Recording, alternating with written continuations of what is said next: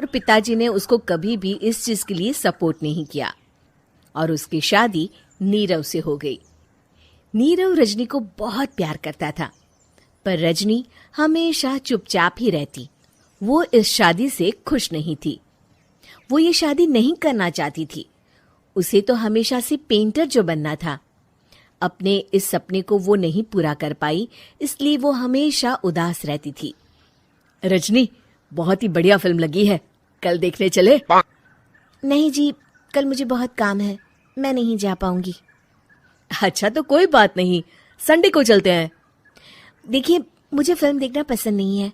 आपको जाना है तो चले जाइए।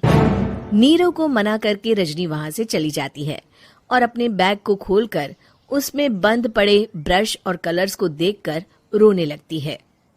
रजनी, चलो ना कहीं बाहर खाने चलते हैं, कुछ तुम्हारी पसंद का।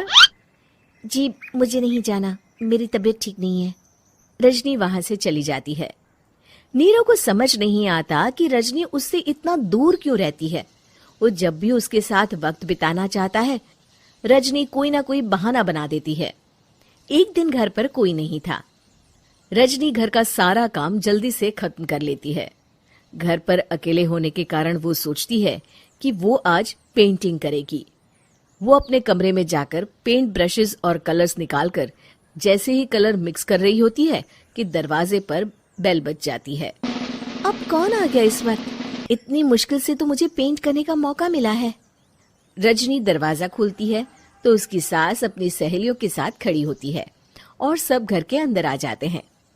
अरे बहू, सबको शरबत बनाकर पिला दे, बाहर तो बड़ी गर्मी है। उफ। जी। रजनी पेंट ना कर पाने से उदास हो जाती है। उसे गुस्सा भी आ रहा होता है कि उसने इस शादी के लिए हाँ क्यों कह दी। वो रसोई में जा रही होती है कि उसकी सास उसे रोकती है। बहू, सबके खाने का भी इंतजाम कर लेना, आज का लंच तो ये सब यहीं करेगी। हाँ। रजनी बिना कुछ कहे रसोई में चली जाती है।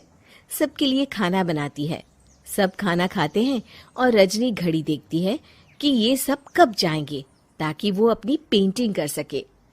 जब शाम होती है तब सब चले जाते हैं अपने घर। अरे बहू, सब तेरे खाने की तो बहुत तारीफ कर रहे थे, सबको बहुत अच्छा लगा खाना। आपको मुझे सुबह बताना चाहिए था ना कि आपकी सहेलियां आ रही हैं। पता भी है कितना वक्त लगा सारा खाना बनाने में। अरे बहू, तू ऐसे कैसे बात कर रही है मुझसे? तो और कैसे बात करूं? मैं इस घर की कोई नौकरानी नहीं हूं कि इतना काम करूंगी। रजनी अपने कमरे में जाकर दरवाजा बंद कर लेती है। शाम को जब नीरव आता है तो उसकी माँ उसे पूरी घटना के बारे में बताती है। क्या रजनी ने आपसे इस तरह बात की माँ? हाँ, और पता नहीं उसे क्या हो गया है, शाम से बाहर भी नहीं आई है। मैंने तो कई बार आवाज दी, खाना भी नहीं खाया उसने। तू ही बात करके देख ले बेटा। नीरव अपने कमरे का दरवाजा खटखटाता है। रजनी, दरवाजा खोलो, मैं हूं। रजनी दरवाजा खोलती है और फिर वापस जाकर अपने बिस्तर पर लेट जाती है। रजनी, माँ से बात करने का ये क्या तरीका है? मैंने कोई गलत बात नहीं की है। अरे तुम क्यों ऐसे बर्ताव कर रही हो सबके साथ? क्या तुम इस शादी से खुश नहीं हो? रजनी कुछ नहीं बोलती। अरे बताओ मुझे रजनी, क्या ये शादी तुम्हारी मर्जी के खिलाफ हुई है? हाँ, मैं ये शादी कभी नहीं करना चाहती थी। तुमसे क्या, मैं किसी से भी शादी नहीं करना चाहती थी। रजनी रोने लगती है। चुप हो जाओ रजनी, बताओ मुझे, तुम क्यों नहीं करना चाहती थी शादी? रजनी बेड के नीचे से अपने पेंटिंग्स, कलर्स, ब्रश, पेपर्स निकालती है। इतने में उसकी सास भी कमरे में आ जाती है। ये देख रहे हो, ये थे मेरे सपने। मैं पेंटर बनना चाहती थी, पर माँ पापा ने कभी सपोर्ट नहीं किया और मेरी शादी करवा दी। मेरे सारे सपने टूट गए।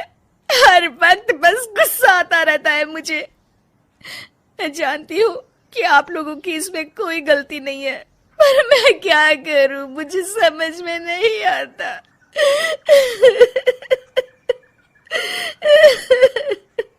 रजनी फूट फूट कर रोने लगती है। मुझे माफ कर दीजिए,